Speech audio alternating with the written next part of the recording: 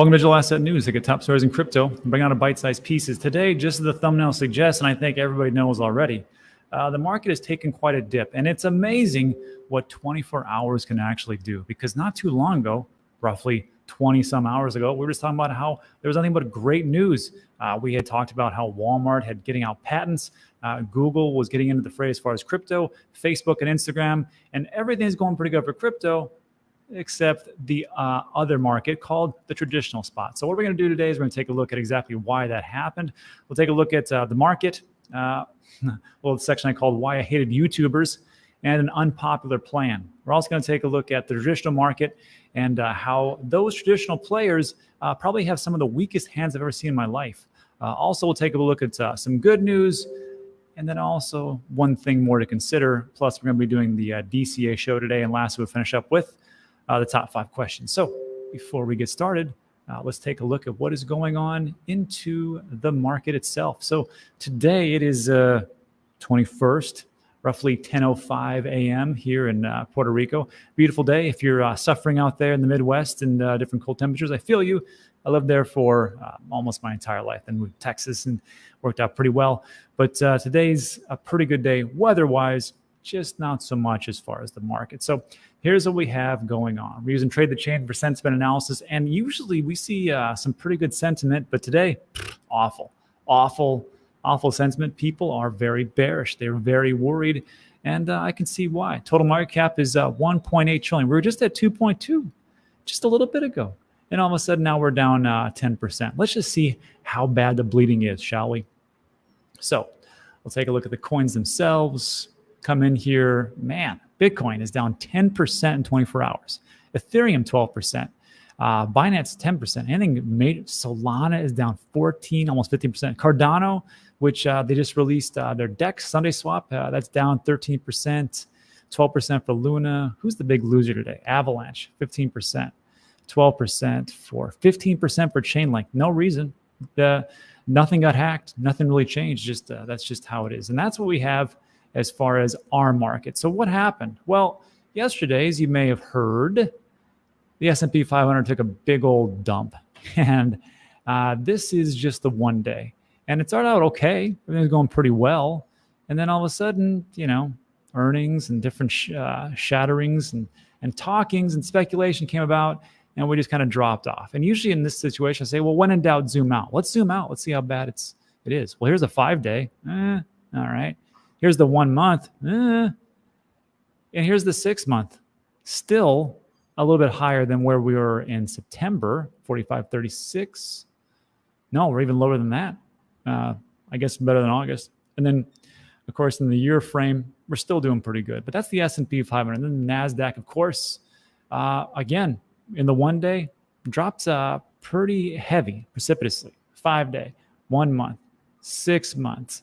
That's pretty low. And then if you take a look at the year, not too great. You have to zoom all the way out to 5 years to take a look at it. So that's what's going on in the traditional space. And there's this part where I want to talk about, which is why I hated YouTubers in 2017, 2018.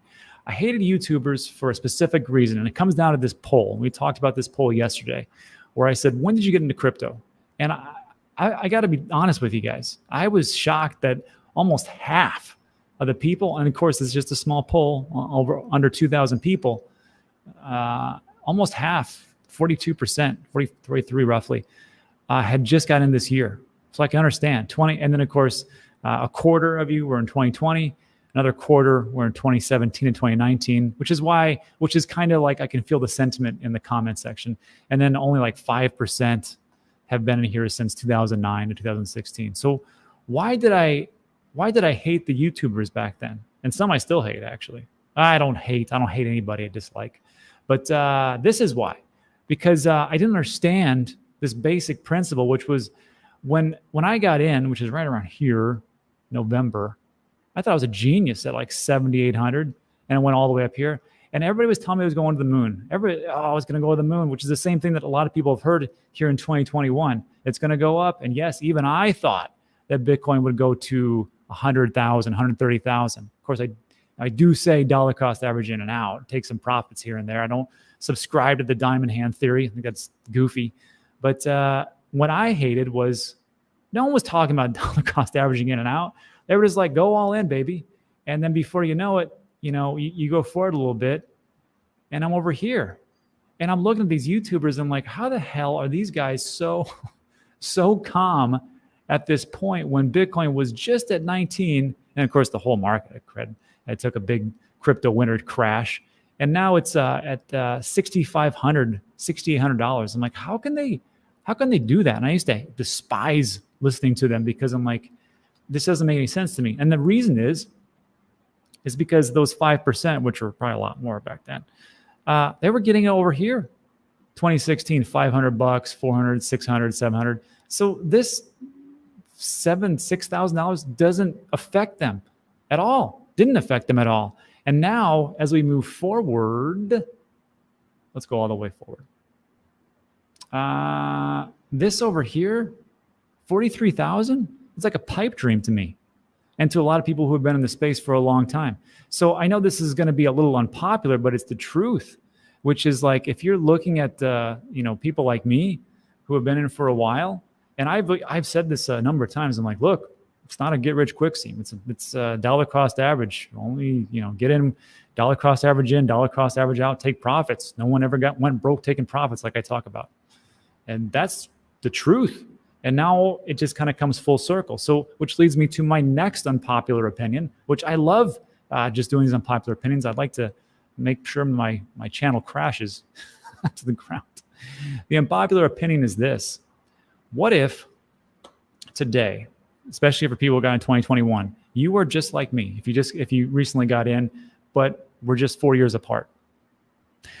I got in 2017, crash in 2018. You got in 2021, there's a big, not a crash, but a pullback or a bearish sentiment, whatever you want to call it. I think we're in a bearish market. And it's going down. Can it go down even further? Sure. Can it go up and make all-time highs? Sure. It's crypto. Who knows? But the unpopular opinion is this. If you're looking at this right now and you're thinking to yourself, I got to get out, I'm just going to take my massive losses, you can do that because this is on this channel. It's not investment opinion. It's just this is just investment opinion, not investment advice. You can do whatever you want to. But I'm telling you, if it was me, and just like when I started taking massive losses, I was not in a really great mood to start getting the business of losing money. So for me, the unpopular opinion is this. Let's do a 4-year thing. Just like how I did it. Dollar cost average all the way throughout. So all during those times when I was down here, and I was like, dang, how can these people be so upbeat or at least nonchalant about it? It's because they were doing the same thing back here. They were dollar cost averaging, or well, some were. And then what I did was just dollar cost average this whole way. And it was not the greatest because no one believed in me, except my wife. Gotta love her. But as time went on, it actually worked itself out. And now again, like I tell you, these numbers right here were pipe dreams to me back here. So unpopular opinion. Let me know what you think about it in the comments. Let's do a 4-year plan and move from there and see what happens. And then we'll see where we go. So let me know what you think about that in the comments. Let's move on to the news. And the news is, and I'm not going to say that every traditional investor has the weakest hands, but it seems like at any seismic activity, traditional equities are like, I'm out of here. I'm crazy. And I get it because, I mean, look, if you're like super rich, your big thing is like, well, I'm already rich. I'm just trying to protect my assets. I don't want to lose money. I've already got a lot of money. But I think for some investors, it seems like a lot of investors, like if there's any kind of like 1%, 2%, 3% drop, they're like, I'm out of here. This is crazy. And it is what it is. But this is what is going on as far as traditional markets. So we got hit with a whammy yesterday. U.S. weekly jobless claims at 3-month high amid Omicron wave. I'm not going to get into that, but I think that's kind of goofy. Existing home sales dropped 4.6% in December, the third straight weekly increase in jobless claims reported by the Labor Department on Thursday, also influenced by unfavorable factors such as Omicron. But the coronavirus cases driven by the Omicron variant are subsiding, and the seasonal factors The Omicron variant COVID-19 is hurting the U.S. labor market, but the good news is that this will be temporary, Ryan Sweet, senior economist at Moody's, says. And I'm like, is it really affecting job market that much? Or is it just people just are like, I don't want to go back to my same cruddy job that I had before, which I'm just not going to do that. I saw a good expose on 60 Minutes. They talked about how people aren't going back to their old jobs because they don't want to go back to those old jobs, and they want to do something for themselves, and they don't want to get crushed. So I'm like, I don't know if that's the truth, but jobless claims, I guess. And then, of course, there was that. Then traditional markets, you take a look at the FANG stocks, Facebook, Amazon, Apple, Netflix, and Google. Well, Netflix shares fell 20%, and not because like it got hacked or because somebody came out and said, hey, our whole system just went down. The reason why it fell is because they weren't growing fast enough. And that's what everybody is like, well, if it's not growing fast enough, my money's out of here. So the company said for the first quarter of 2022, it expects to add 2.5 million subscribers compared to 3.9 million it added in Q1 2021. And because of that statement, people are like, what? You're not going to add the same and even less, but you're still going to grow? I'm out of here. Again, they're just like, that doesn't make sense to me. Can you imagine? I mean, I don't do a lot of stocks. I just don't. I invest in Tesla. I think that's going to go pretty well. Amazon, because I have my Amazon business. I like that stuff. And Mara, the blockchain or the Bitcoin mining company. So when I see stuff like this, I'm like, really, you're going to get out just because of that? I guess I'd be buying. Honestly, I should buy Netflix right now. And then also rising mortgage rates squeeze both homeowners and buyers. And this is even crazier. Mortgage rates surge again this week on inflation concerns, hitting the highest point in 22 months. That sent home buyers scrambling to lock in rates. I can guarantee that because we are currently selling 2 houses that we have in Houston. Not our choice. It's because we have to, because the homeowners association are not allowing short-term rentals, whatever. So we'll just sell the houses when they're at the all-time highs. Sure. Many homeowners, on the other hand, face a shrinking opportunity to refinance. That's true. The rate and listen to this: the 30-year fixed mortgage, the most common home loan for buyers, increased from 3.56% from 3.45%. So they went from 3.45 to 3.56, and people are freaking out. It's the highest rate since the third week of March 2020. Okay, so it's been 2 years roughly, and year and some change. But that's what's causing people to freak out. The 15-year fixed rate mortgage, a popular refinance choice, increased to 2.79 from 2.62. Let me just tell you real quick. When I got, this is actually my second house in El Paso. This was in 2005. The rates were 7.45%, and I thought I hit the lottery. That's no joke. 7.45%. I used to work with guys in the military who were back in the day of the Vietnam War era. And they would tell me, I remember Bill told me that he got an interest rate of around 15 or 16%, and he thought he hit the lottery. So when I look at these things, I'm like, why are people freaking out on these different numbers? It just doesn't compute with me. I think because I've kind of been there, but neither here nor there. And then to finish this up, mortgage rates moved up again as a 10-year U.S. Treasury yield rose and financial markets adjusted to anticipated changes in monetary policy that will combat inflation, i.e. the Fed is talking about raising rates. Go right ahead. Some people say they're going to do 3. Some people say it's going to be 4. JP Morgan, Jamie Dimon thinks it's going to be 8. I don't see them doing that much, but we'll see if they actually do that. And then this was from Freddie Mac's economist. So that's the bad news and what's going on. So here's a little good news. If we look at the traditional space, and before I go on, why am I talking about the traditional space? Because we're talking about crypto. It's because everything's connected now. There's so many different hedge funds and institutions here. We're all connected, and we can just kind of see there is somewhat of a correlation. I'm not going to say exactly how much, but you can kind of see things that as the S&P 500 goes down, or especially NASDAQ goes down, traditional market also goes down. And that's where we're at. So if we can kind of fix some things on the economy, which I don't think are that bad, I think we'll be okay. So here's some good news that we can all share. Thus, this was one article, and this was written last night, January 20th. JP Morgan says spending patterns show consumers are in good shape. And I don't want to read the whole thing because it's boring, but just top execs at JP Morgan have been optimistic about the nation's economic outlook this earnings season, pointing to healthy consumers who have cash in the bank. And before I go on, let me just say this. Non-investment advice, investment opinion, but if you have a bunch of cash in the bank, just remember that the inflation rate is 7. From what the Fed tells us, I believe it's much higher. I could be wrong. So if you just have money sitting in your bank account, it is on fire. And if you want to do that, go right ahead. I don't do that. I invest in hard assets, crypto, digital assets, a little bit of stocks, and then, of course, real estate. So sure, if that's what they want to do, I understand.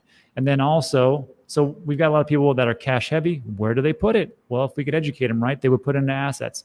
Then also, Apple stock gets a little boost as a target price ahead of the earnings. Remember, the FANG stocks are the biggest parts of the S&P 500, Facebook, Apple, Amazon, Netflix, and Google. And they talk about supply chain problems are improving. And then Wells Fargo raised its price target for Apple to 205 from 165. So when this comes out, this should actually help things because the earnings report, I believe, comes out today for Apple. Correct me in the comment section. And they state, we expect a focus on any commentary supportive of a belief that the supply chain is improving, continued confidence and strong end user demand across the portfolio. So again, if we can see a little bit of price movement of the S&P 500, because it just took a big dump yesterday, then maybe that could translate over into the crypto market. I don't see any issues with crypto. I see that we're doing good things. We're moving in the right direction. Like I said, we just had Walmart came out and said, hey, we want to get a patent on the metaverse and cryptocurrencies and wallets and ledgers and things like that. We also saw Facebook and Instagram come out and said, hey, we'd like to get in the NFT game and have people actually buy it and store it here. And then also we had Google talking about using Bitcoin for payments and payment processing. So I'm like, this is how things are going. This is good news. But then we just got this other stuff that just drags us down. We just can't have nice stuff, as they say. And then, so that's the good part. But there is one more thing to consider. And this is from friend of the show, James over at Invest Answers. And he's got a good point. And he says this. He says, look, just as everybody should be aware of, Bitcoin went up 4%, down 9%, all in 12 hours. Welcome to options expiration. Bears are in control. They need Bitcoin under $41,000 to pocket $132 million in gains. Let me say that again. The bears need the Bitcoin to be under 41K to make $132 million. So that's happening. This was actually 12 hours ago, and it's should happen right now. So let's see if it keeps dropping, and then we will go from there. And that is it, everybody. So that's what's going on. I know it's not maybe the news you want to hear, but it's the news that you need to hear because that's the reality of the situation. Now, again, do I think that this is all going to be bad, doom and gloom? No, because remember, I've been here for a while, and I can remember when it was just around here. And I remember getting in when people were in crypto in 2012, and they were saying the exact same thing. They're like, yeah, when it came over here, they're like, it's not a big deal because it just takes time, and you just kind of get into it. Time in the market is more important than timing the market. And that's why a lot of us are calm right now, even though it's a little bit crazy. So that's what we got. Let me know what you think about that. And let's take over some Q&A, and then we'll get out of here. I got things going heavy. Yeah, James is awesome. Why doesn't it come up? Okay. Yeah, James is awesome. FUD is not sustainable. That's right. Let me get this banner off here. Sorry. Okay. Oh, also, I will be putting in timestamps. I just haven't been doing that. But I'll do that this time. Comments. Okay. Why does it keep going? Thank you, Rob, for staying with thumbs down to keep it real. That's right. Who is George? That's George. Cryptos Are Us. Everybody should know him. My area is in Gemini now because I moved out of iTrust from New York. Yeah, New York. Again, I still think that it's important that we get regulation, just like they did with the Law 230 back in 1996 for the internet. That was light-handed approach and allowed the internet to flourish. So I think they can do something like that would be okay. Unfortunately, you got Gary Gensler in the SEC, so good luck. Let's see. Thank you, Rob, for saying what's true. Keeping it real. That's true. Okay. Why are options trading legal? Either but for a price or don't. Yeah. Well, stick around because when we do the dollar cost or the DCA show, it's me, James from Invest Answers, and Ben from Into the Cryptoverse. It's going to be on James's channel. That's at 4 p.m. Atlantic time, 3 p.m. Eastern, and then high noon Pacific. So that'll be live today later on. This is a good one. George is the definition of hopium. Nothing useful that. Look, George, if you watched his video yesterday, George wasn't very hopeful. It was pretty eye-opening. I thought it was super entertaining. And one thing, George is really good for like getting people, because let's be honest, we can talk about bad news all day long. Trust me, I can pull it out. I try to be a little bit more balanced and kind of see where things are actually going. And yeah, we'll see. Oh man, I can remember when. Okay, boomer. Yes, that's right. I'm old. What are you going to do? Hey, I have a little bit of knowledge. Let's see. And that, I think, is it. Sorry, there's so many different things that come in because we have so many people. I got to put this on a slow burn. Here's a good question. Do you have a plan for assets if war will happen in Ukraine? First of all, we have to see that actually happens.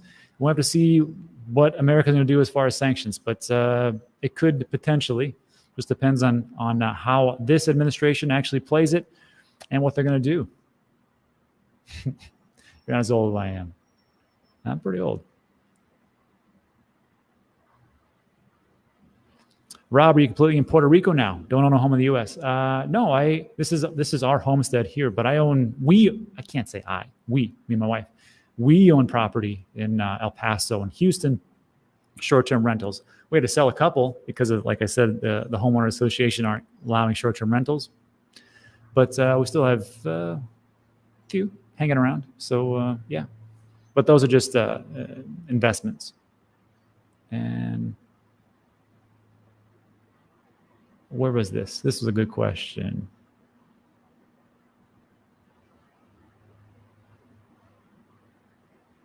Hi, is probability of Bitcoin going 33K higher or climbing back to 45K? And if you had to put a gun to my head and say what's going to happen today, I'd probably say it's going to go a little bit lower. Something that a lot of people probably don't say because it's all, like everything's going to the moon. But yeah, it could probably go lower. That's just the truth. Now, will it? No idea. Nobody really knows.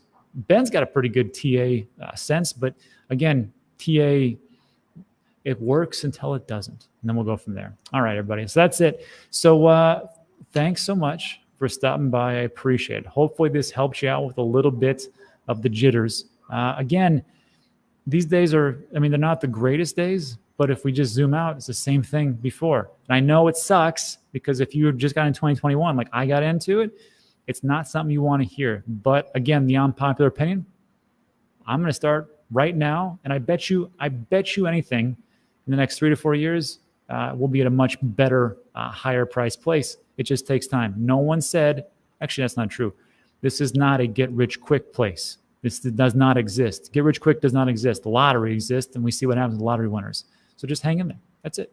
So thanks so much for watching. I appreciate it, and I'll see you on the next one. Bop, bop.